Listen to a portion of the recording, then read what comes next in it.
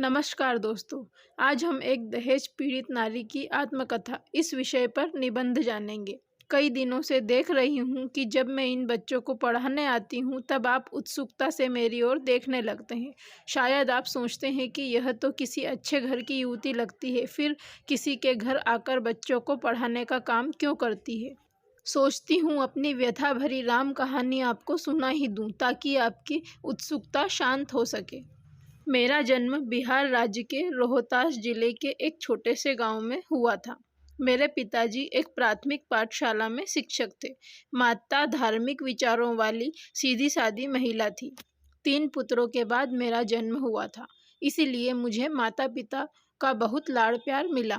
मेरे भाई भी मुझ पर जान देते थे। घर में खाने पीने की कोई कमी नहीं थी। गांव के प्राकृतिक वातावरण में मेरा बचपन बड़े सुख के साथ बीता। जब मैं कुछ बड़ी हुई तो पिताजी ने मुझे गांव की पाठशाला में भेजना शुरू किया। मैं पढ़ने लिखने में होशियार थी और सभी शिक्षक मुझसे बहुत खुश रहते थे। मेरे पिताजी थे तो साधारण शिक्षक ही, किंतु उनके विचार बहुत उदार थे। उन्होंने हर प्रकार से मेरी शिक्षा में सहायता की और मैंने अच्छे अंकों से हाई स्कूल की परीक्षा उत्तीर्ण कर ली। आगे की शिक्षा के लिए किसी शहर में जाना पड़ता था। मेरे चाचा जी पटना के एक कॉलेज में प्रधानाध्यापक थे। पिताजी की इच्छा थी कि मैं उनके घर में रहकर आगे की पढ़ाई करूं, किंतु माताजी को यह पसंद नहीं था। नतीजा यह हुआ कि मेरी शिक्षा वहीं रुक गई। अब पिताजी के सामने मेरे विवाह की समस्या आई। मेरे योग्य वर की खोज में पिताजी ने जमीन आसमान एक कर दिया। उनकी परेशानी देखकर अपने आप को कोसती थी, पर कुछ कह नहीं पाती थी। आखिर उन्होंने मेरे लिए योग्य वर खोज ही लिया। वर महोदय BA पास थे और वाराणसी के बिक्रीकर कार्यालय में नौकरी करते थे। उनके पिताजी समीप के गांव के एक संपन्न किसान थे। घर में किसी प्रकार का कोई अभाव नहीं था। एक दिन मेरे घर के दरवाजे पर बारात आई और धूमधाम से मेरा विवाह हो गया।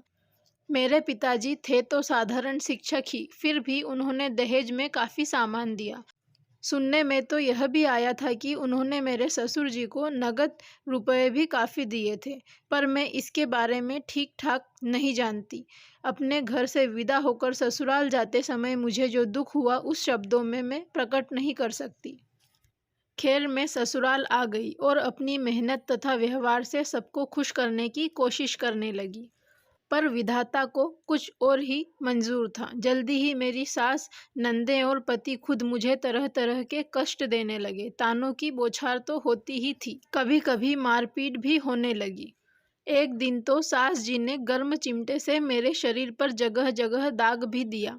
कारण एक ही था, वे चाहते थे कि मैं अपने मायके से रंगीन टेलीविज़न और मोटरसाइकिल लाकर उनकी प्रतिष्ठा बढ़ाऊं। मैंने दबी जबान से पिताजी को सारी बातें बताई, लेकिन वे रिटायर हो चुके थे और पेंशन के सहारे जीवन बिता रहे थे। वे केवल आश्वासन देते रहे, किसी प्रकार की आर्थिक मदद नहीं कर सके।